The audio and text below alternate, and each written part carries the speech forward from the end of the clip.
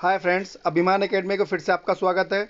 और सरकार double bench नहीं जा रही है, इसका ये खबर अब पुख्ता हो चुकी है।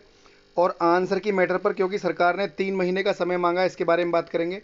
देखिए, आंसर की मैटर था, सिविल अपील पड़ी हुई थी 483 पर, है ना। और उस पर मनोज चौरासिया वाला जो केस था, उसमें उसमें सरकार ने क्या हवाला दिया है, उसको मैं आपको पढ़ के सुनाता हूँ कि secretary education regulatory authority UP Prayagraj is present in the court of Shriyan Vijay Singh learned additional chief standing counsel prays is granted 3 month further.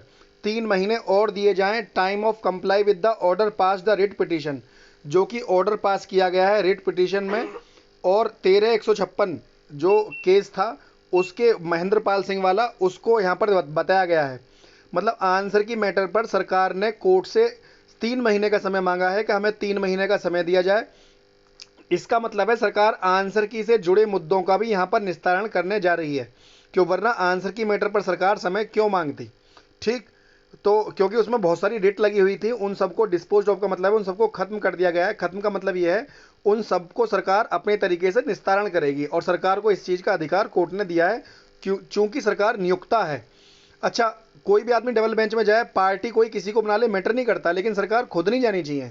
Party कोई किसी को आप समझ रहे हैं कोर्ट की भाषा में पार्टी का क्या मतलब है। तो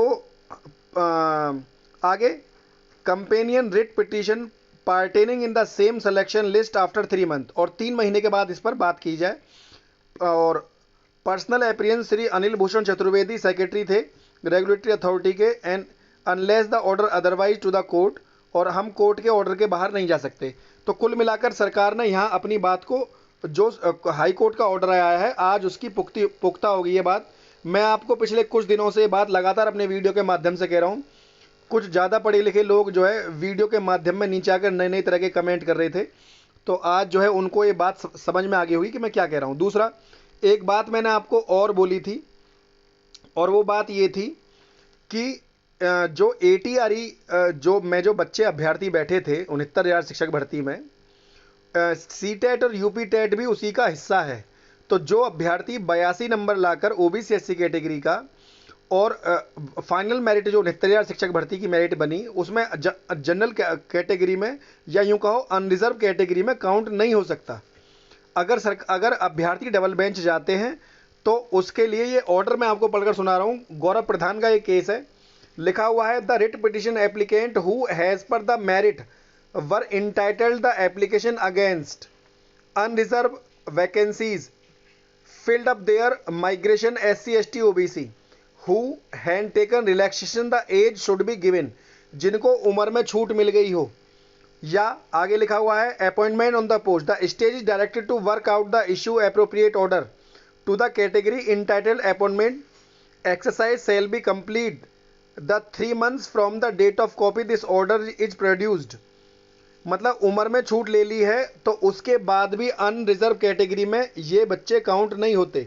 इसके पैरा नंबर 2 में भी जो मैंने आपको बताया था CTET UP-TET के लिए, देखिए ये आप ऑर्डर को निकाल सकते हैं, साइट पर पड़ा हुआ है, इसमें कोई दिक्कत नहीं है।